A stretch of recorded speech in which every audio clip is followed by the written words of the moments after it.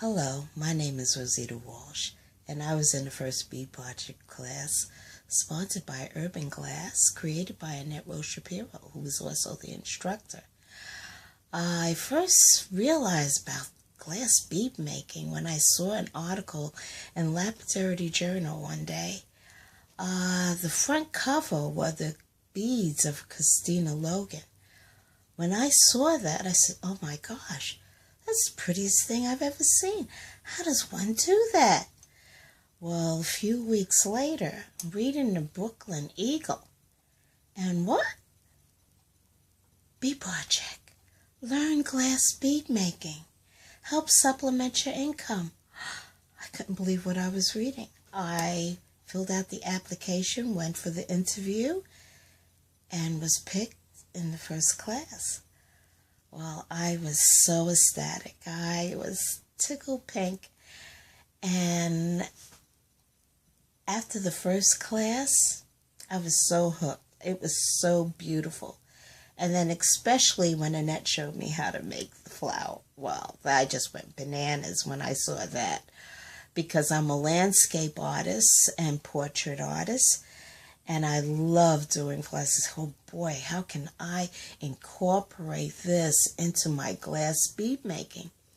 Well, I went to the bookstore looking all over glass books, but then years ago, there weren't many books at all, glass bead making or anything. Well, there was a book by Paul Stankard, and when I looked at his, I said, I can't believe someone's doing nature with glass. Oh my God, I gotta practice this. I gotta figure out how to do this myself.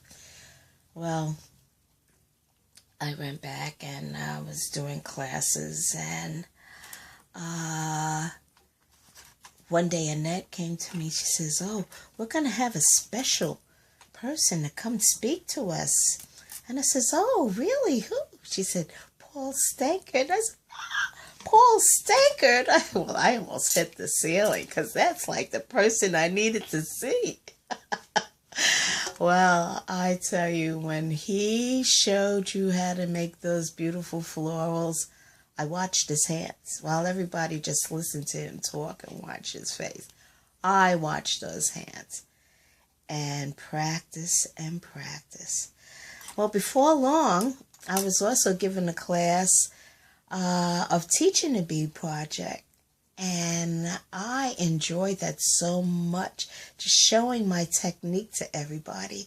But I took it a little further, and I started taking everybody on a field trip after the classes was over to show them where they can find their tools and equipment. You know, Annette supplied the glass information, and I show them where they can get tools right away.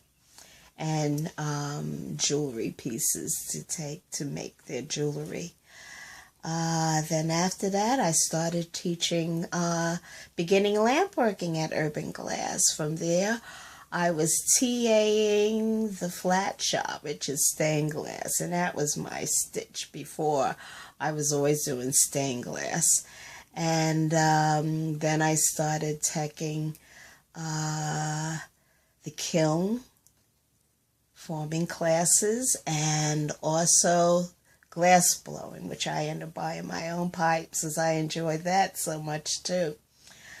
Later I was approached by Pat Kettering from Rutgers, professor at Rutgers, and she was thinking of starting a program to teach young people glass bead making in Newark. So, okay, well, get in touch with me when you've got that. And as soon as she got it, a place set up, I was there.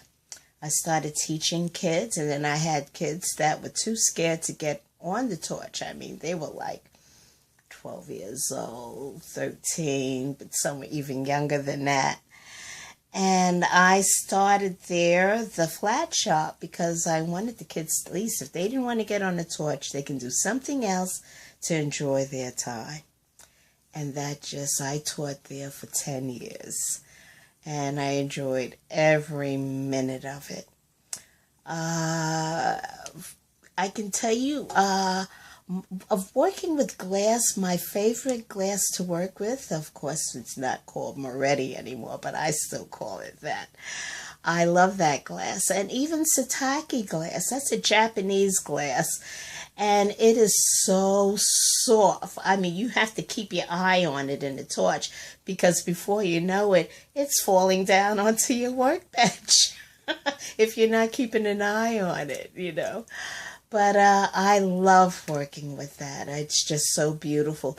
I've done lots of magazines, especially with Urban Glass and with the Bead project. I'll never forget when we had our first little festival sale. I love that.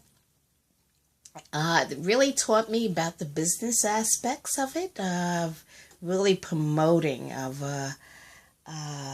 pushing yourself out there, getting business cards and things like that. I've even had my website is The Flaming Garden. You can always see my work there. I also have an Etsy page, but there may not be anything there right now because I'm busy taking photos of things, new things to put back up. So, I should say it should be back up by September, hopefully. But that's where you can reach me at any time. I've enjoyed bead making, glass working, and I still to this day, as you see, as soon as this is over, I'm going back on my torch because I have orders to fill. Thank you very much. Ciao.